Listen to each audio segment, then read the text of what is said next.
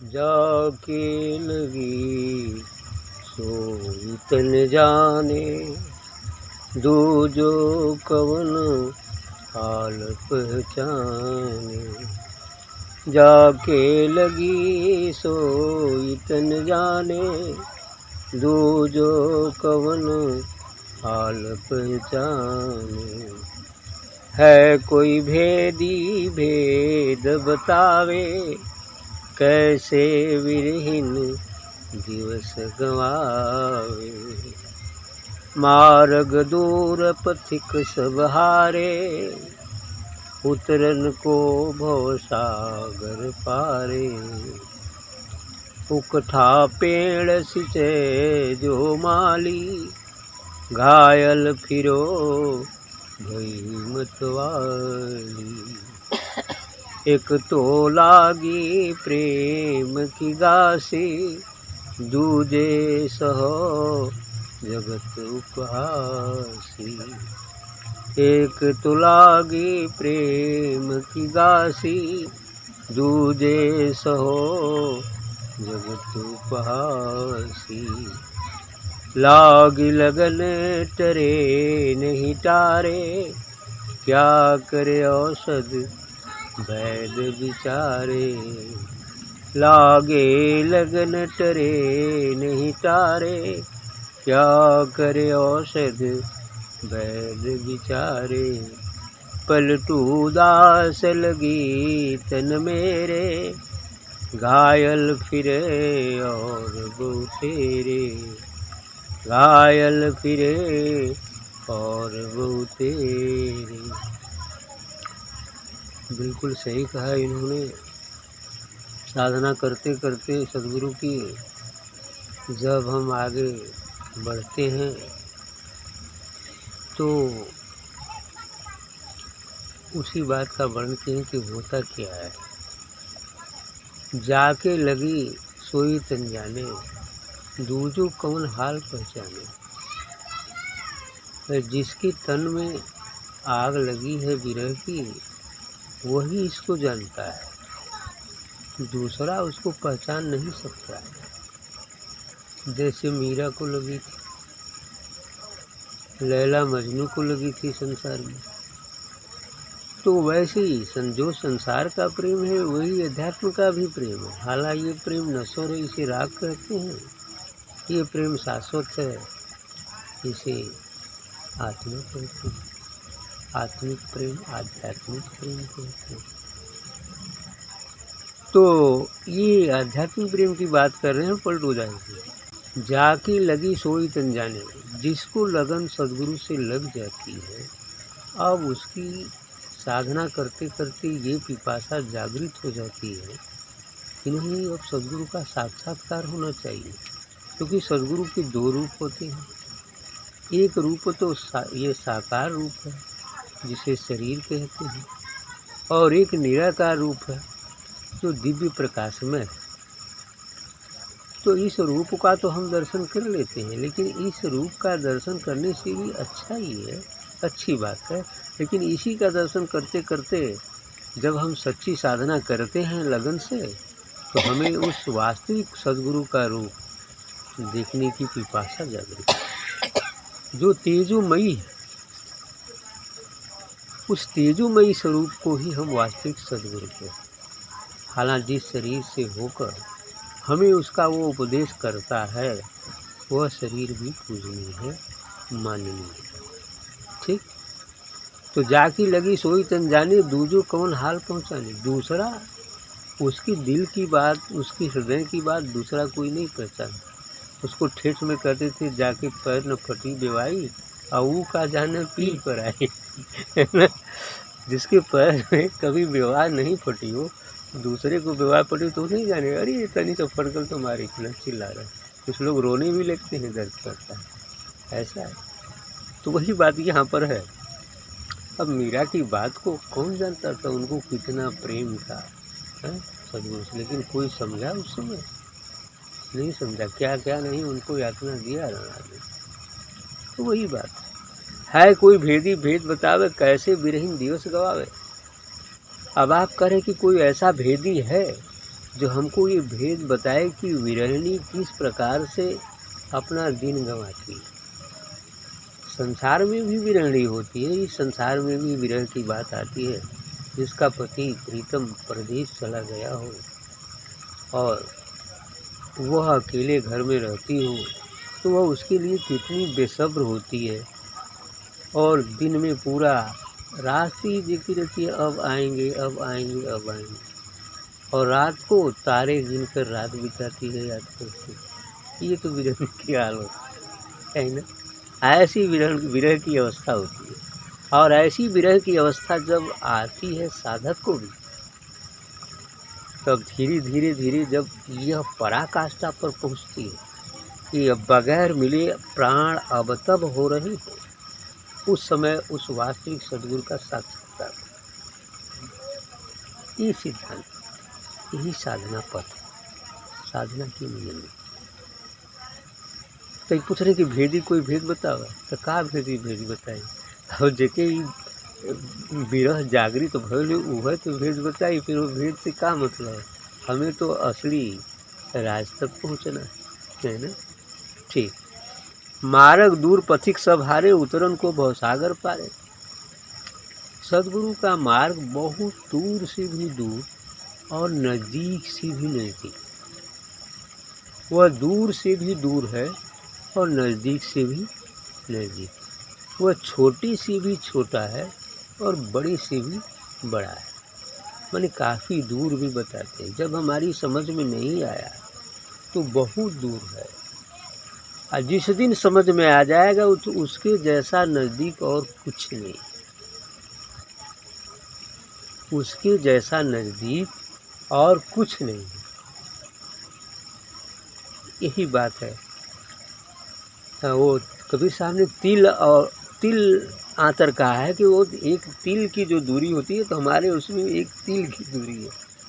अब सोचिए कितना नज़दीक कह दिया, तिल भी ज़्यादा है एडजेसेंट है। प्रेम हो जाएगा तो तिल भी कुछ नहीं। हाँ, तिल ज़्यादा है, हाँ। है ना। एडजेसेंट है, बिल्कुल एडजेसेंट, सटा हुआ एडजेसेंट है। और न जानने से तमाम दूरी है, 7 आकाश की दूरी है, कितनी बड़ी दूरी है, 7 आकाश तक पहुँचना। तो ये बात कह रहे हैं। तो मार्ग दूर पथिक सब हारे, मार्ग दूर है, इसलिए इस रास्ते पर चलने वाले जो पथिक हैं वो थक कर बहुत लोग हार भी गए, हार भी जाते हैं, क्योंकि चढ़ाई का मार्ग कठिन है। हिमालय की माउंट एवरेस्ट पर चढ़ने वालों की संख्या कैसे है, 2-4 यही ना होगी। लेकिन कोशिश बहुत सारे लोग करते हैं, कुछ दूर जाएंगे उतर के चले जाएंगे। रास्ता सही मिले तब ना। तो सही जानकार के पास जाएंगे तो सही रास्ता मिलेगा, है ना। तो मार्ग दूर पथिक सब हारे, मार्ग दूर है, इस पर चलने वाले राहगीर बहुत सारे हार गए। उतरन को भवसागर पार, उतरना चाहते थे कि भवसागर पार हो जाए, लेकिन कैसे पार होगे भाई। पार होने का जो रास्ता है उसे पूरा कर लोगे तो पार हो जाओगे। क्या रास्ता है? साधना करते करते जब साधक देह और मन से परे हो जाता है, जब वह देह और मन का भान मिट जाता है, उसके लिए शून्य हो जाता है, तो पार हो जाएगा। बिना शून्य हुए पार होना संभव नहीं है। जहाँ तक मन है वहाँ तक संसार है, जहाँ मन नहीं है वही हम हैं, जहाँ मन नहीं है वही हम हैं। तो इसलिए उकठा पेड़ सिंचाई जो माली, घायल फिरो भई मतवाली। यदि उकठा पेड़ में पानी देगा तो कभी हरियर हुई नहीं, हरियर, बल्कि आप थक जाएंगे। घायल फिरो भई मत, वो पानी देते देते थक जाएगा और छोड़ देगा। कोई आ ही जाएगा कि अरे क्या उकठा पेड़ में पानी दे रहे हो, कभी हरियर होगा है ना। ऐसी यदि हम सद्गुरु का ध्यान करें और मन बाजार में सौदा खरीद रहा है, मन बाजार में जलेबी खा रहा है, मन घर में टीवी देख रहा है, तो उससे अच्छा है कि ध्यान करना बंद कर लो, पहले टीवी देख लो चाहे सो देखते हो। चूँकि ईश्वर के दरबार में मन की जहाँ उपस्थिति होती है उसकी उपस्थिति वही मानी जाती है। मन जहाँ है हम वहाँ उपस्थित हैं, वही उपस्थिति रिकॉर्ड भी की जाए। यदि गुरु के पास बैठे हैं, हमारा मन खेत में काम कर रहा है, तो हमारे कर्म पत्री पर खेत में काम करना ही लिखा जाएगा, न कि सदगुरु के पास लिखा जाएगा। और यदि हम खेत में काम कर रहे हैं और हमारा मन सदगुरु में लगा हुआ है, तो हम सदगुरु के पास उपस्थित हैं, भले शरीर से यहाँ। यही नियम है। एक तो लागी प्रेम की गासी, दूजे सहो जगत उपहासी। इस विरह की अवस्था में प्रेम की गासी लग जाती है, यानी प्रेम की रसरी, सदगुरु से प्रेम इतना हो जाता है कि अब दूसरी कोई चीज़ दिखती नहीं। उसके लिए जगत उपहास भी करता है, देखा अभी बावरा हो गया, अभी पागल हो गया, अभी कुछ करिए उरिए ना, ऐसा जगत वाले कहते हैं। जगत उसकी हंसी उड़ाते हैं। मीरा की हंसी नहीं उड़ाई गई, मीरा की हंसी सबकी हंसी उड़ाई गई, कबीर की भी हंसी उड़ाई गई, रैदास की भी हंसी उड़ाई गई। जो भी महापुरुष हुई पहले उनकी हंसी उड़ाई गई, बाद में उनकी पूजा भी की गई। वही जो हंसी उड़ाया है वही पूजा भी करेगा। यही बात, क्योंकि एन के इन प्रकार उसकी याद तो कर रहा हंसी उड़ाने के लिए, है ना। क्योंकि परमात्मा को दो ही तरफ से पाया जाता है, या तो दुश्मनी कर लो बढ़िया से और हर समय दुश्मन की नज़र रखो, या तो प्रेम कर लो, है ना। तो दोनों में मिल जाता है। ऐसी ही बात है।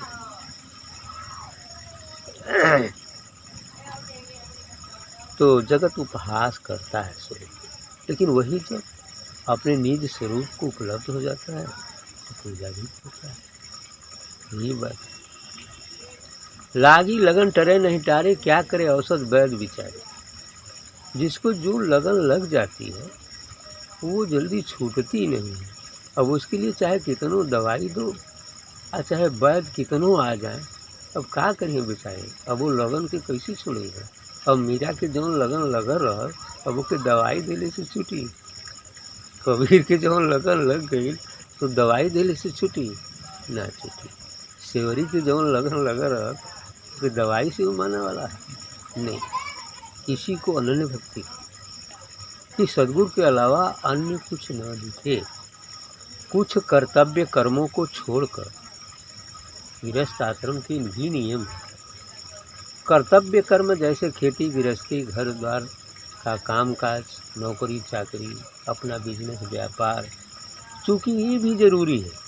इस शरीर तथा शरीर से संबंध रखने वाले लोगों का तथा दूसरे लोगों का भी सेवा करने के लिए आपके पास कुछ रहेगा तब तो करेंगे। शरीर को कायम रखने के लिए भोजन चाहिए ही चाहिए, ढकने के लिए वस्त्र चाहिए और वर्षा धूप से बचने के लिए मकान चाहिए, तो चाहे झोपड़ी ही तो, है ना।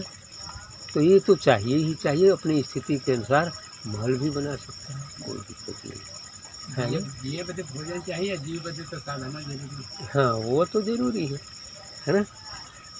शरीर के लिए भोजन है, भोजन से शरीर पुष्ट होता है और भजन से आत्मा पुष्ट होती है। जीवात्मा पुष्ट होकर आत्मा है ना। जीव आत्मा और आत्मा में अंतर है। जब आत्मा आवरण के अंतर्गत आ जाती है तब वही आत्मा जीव बन जाती है। फिर जब वो अपना आवरण हटा देती है तो वही आत्मा जीवात्मा आत्मा बन जाती है।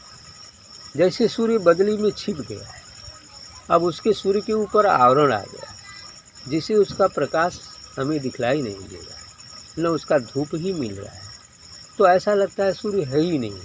लेकिन ऐसी बात नहीं है। सूर्य आकाश में है कि केवल बादलों ने उसे ढक लिया, लेकिन ज्यों ही बदली छटेगी सूर्य प्रकाशित होगी। उसी प्रकार से वह दिव्य तेजोमयी आत्मा जो पूर्व में थी वो हमारे शरीर, ये 3 शरीर के अंदर, 3 कोट पिंजड़े के अंदर बंद हो गई, स्थूल सूक्ष्म और कारण शरीरों के अंदर बंद हो गई। और साथ ही आदि सृष्टि काल से हम जब कभी भी मनुष्य हुए हैं, अनेकों बार मनुष्य हुए होंगे, कोई 1-2 बार की बात नहीं, अनेकों बार मनुष्य हुए होंगे। और मनुष्य योनि में ही कर्म बनता है। बाकी 84 लाख योनियों में अन्य मनुष्य को छोड़कर अन्य किसी में कोई कर्म नहीं बनता है। इसलिए उन कर्मों का भोग भी साथ जुड़ा हुआ है, वो जिसे हम संस्कार कहें, जो संचित के रूप में। कि संस्कार भी 3 है, संचित, प्रारब्ध और वर्तमान। प्रारब्ध को हम भोग रहे हैं, वर्तमान जो कर रहे हैं, यदि हम कर्मपत्री पर लिखा जा रहा है तो भोगने के लिए आना पड़ेगा। और संचित जो त्रिकुटी में बिल्कुल सुरक्षित रखा गया है काल के, ठीक, उसी को देखकर फिर आगे जो नहीं और क्या क्या बातें हैं। तो इस तरह से लगी लगन टरे नहीं तारे, क्यों का करे औषध वैद विचारे। औषधि कितनों दे दो, वैद चाहे कितनों लग जाए, लेकिन जिसकी जो लगन लग गई है, यदि ईश्वर से लगन लगी, हालांकि ये सब लगन संसार की कुछ छूट भी सकती है, लेकिन जो ईश्वर में सच्चा प्रेम, सच्चा लगाव हो गया है तो वो नहीं छूटने वाला, चाहे संसार रहे चाहे जाए, है ना। ऐसे बहुत सारे संत हुए हैं जिनका संसार उजड़ गया लेकिन लगन नहीं छूटी, है ना। पूरा संसार उजड़ गया लेकिन वो लगन नहीं छूटी, ठीक। हाँ, तो इसलिए कह रहे हैं पलटू दास लगी तन मेरे, घायल फिरे और बहुत। पलटू दास जी कह रहे हैं कि हमारे तन में तो ये लगन लगी है, लेकिन दूसरे लोग भी घायल होकर फिरे, है ना। क्योंकि उनको दुख है कि काहे ऐसन हो गई, काहे ना हमहन जैसन रहना, है ना। बात यही है, ठीक।